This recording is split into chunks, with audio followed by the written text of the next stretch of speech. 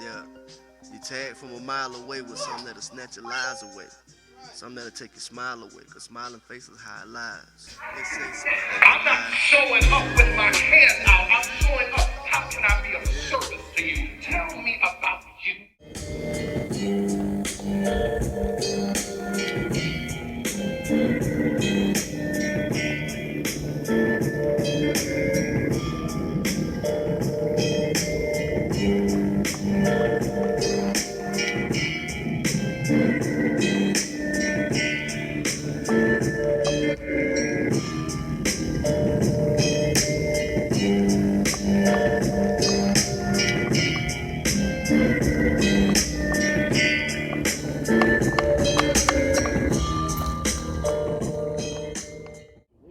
Every couple of weeks, which is a smart thing to do because it gets to slowly but surely evolve into Hold on, I don't know if we can hear you right now. You might have to talk louder because I ain't got the microphone plugged up. You look like you're going to sleep. You alright? Sun's in my eyes. Oh, okay. I need to have some notes and stuff though, so I can remember these people's names. This is the down. My day is going down this time of the day. Yeah, the sun going down. We get up early in the morning. But this is the screen test. But the point is, so that way you can understand what needs to be done. So when you're, in the house with your phone, you pull up your little notes and then you just type them up. You know what I'm saying? And then that way, when you get ready to do your broadcast, you have your notes on what you want to talk about. I need to have my tip notes. Right, there you go. It is called relationships. This episode of that I did with Khalid called with Adolf Hitler speaking with Shaka Zulu, I think you'd be impressed. It's very well done. And if I do say so myself, I was very good at what I did. And he is very impressed. So impressed that he wants me to do 2 more characters. The best time of day that works for me is prior to 4 in the afternoon. And yeah, usually about 4:20 it's time to quit. If you've been up there earlier. Hey, look at the guest star. how ironic is that? Look. Right. It's around. The PA that was picked out by Anthony Bassett, Sissy Tyson again. Once again, I had the opportunity to work with him. It turned out he was a recovering alcoholic. He had no driver's license. He wasn't supposed to be driving. And he ended up wrecking our car. Oh my God. And how then, when we went at the end of the shoot to basically check her out of the condominium complex where she was staying, and then when we did Medea's family reunion, and she wouldn't sit on the seat in the van because it had a torn spot. And I made the comment to her that she sat on worse things than that. And she made the comment back to me, yeah, like that old 1927 21 model Studebaker that you had me sitting on back in that. So she remembered that shit. Yeah, she remembered that shit. She didn't forget it either. She reminded me too. No. She was not hurting at all when it came to remembering stuff. You had to be careful what you said around her because she'd remember it real. She was like a child in that aspect. She always played an older person. She always played an old lady, but she was by no means an old lady when it came to her brain. She could remember stuff.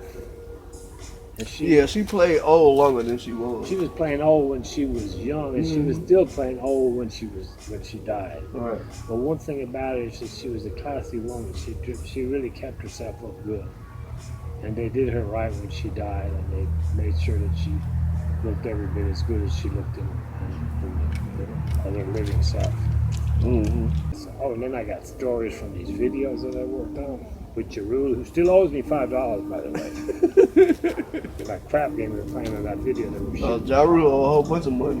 We were shooting a video called Cadillac Tall.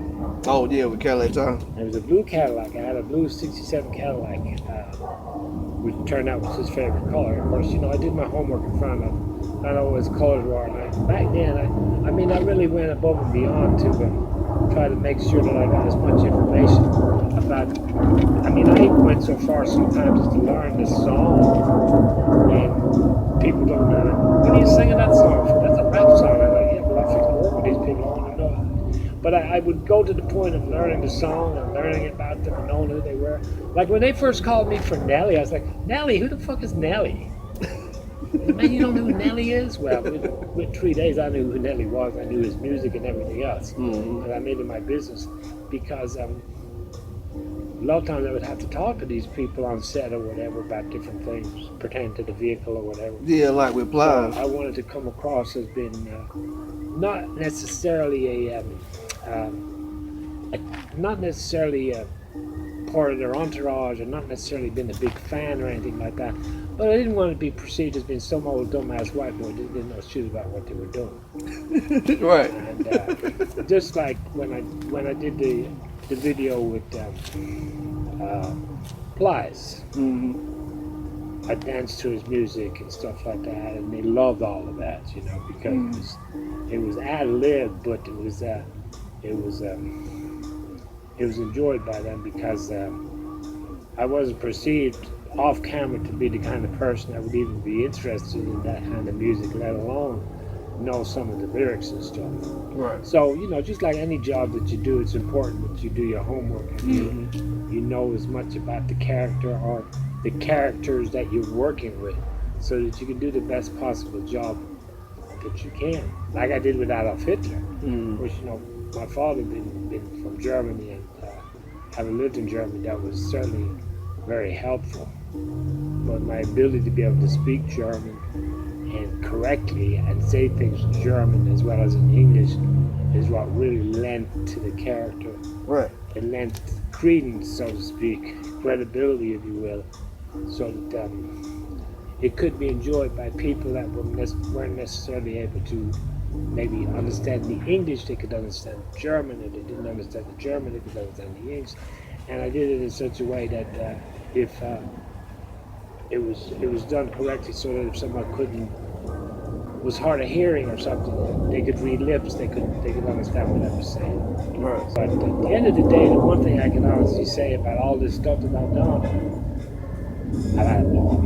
I had a great time.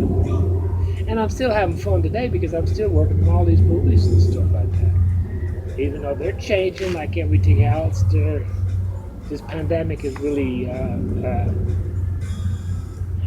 made people take a long look at how they do business and how they need to do business and how they should have been doing business, and things are really changing. But so it's great to still be a part of the whole overall situation and the game, so to speak, and see how things are going and be a part of these changes, you know. Yeah. Made in Georgia. Just me, Mr. Nate. I am most certainly on another planet. You heard me taking kush steps in the grandma key, some more mercury. A friend of mine called me a few years ago. She said, hey, if you're ever in Santa Barbara, California, I want you to come by to my country club. I'm like, okay, go by the country club. She said, you see that young man over there? I said, yes. She said, he's the grandson of the guy who created the Egg McMuffin for McDonald's. I said, oh, is that kind of place? I'm glad I was looking casket sharp that day. So we're sitting there talking, and she said, I want you to meet my friend Linda. And I'm like, okay. So she says, my husband and I started a company 20 years ago called lynda.com.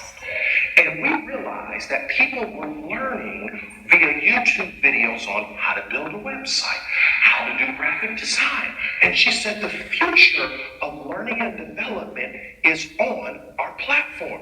This woman is talking to me. I didn't have a clue as to what she was saying, but I just nodded my head and gave her the screensaver face. I'm like, I am tracking with you, Linda. Like with the scalpel for surgery, got the heat right in reach, might have an emergency. If worst comes to worst, my people comes first. So see the sunburst when my gun reverse your sense of urgency. I speak one person, yeah, my tongue serves up this diversity. I converse to get this calm burst, Uncle Adversity. I bomb first, I'm at the concert and university. My ganja It's where I'm from and the common courtesies to arm ya with Nepalm, cause I am currently depositing the opposite of burglary. I put the truth in the booth, and that's the opposite of perjury. On the grind for the long term, on the verge of insurgency. I'm allergic to being broke. You heard me, certainly you heard me. Yeah, if anybody asks about me, tell them you never heard of me. That way you can't be implicated in any of these murders. See, I'm the truth in the booth as I shoot first, and see I got the scope on top of the K to shoot you first. See, hey, I'm the truth in the booth and I'm alive today as I shoot first and while the night like Doc Holiday with the scope on top of the K. You hit from a mile away with something that'll take it out the way. I'm the truth and I'm alive today as I shoot first and while the night like Doc Holiday with the scope on top of the K. You hit from a mile away with something that'll take it out the way. I'm the truth and I'm alive today as I shoot first and while the night like Doc Holiday with the scope on top of the K. You hit from a mile away with something that'll take your lives away. Hey, you know what I'm saying? Take your lives away. Got something that'll take your lives away.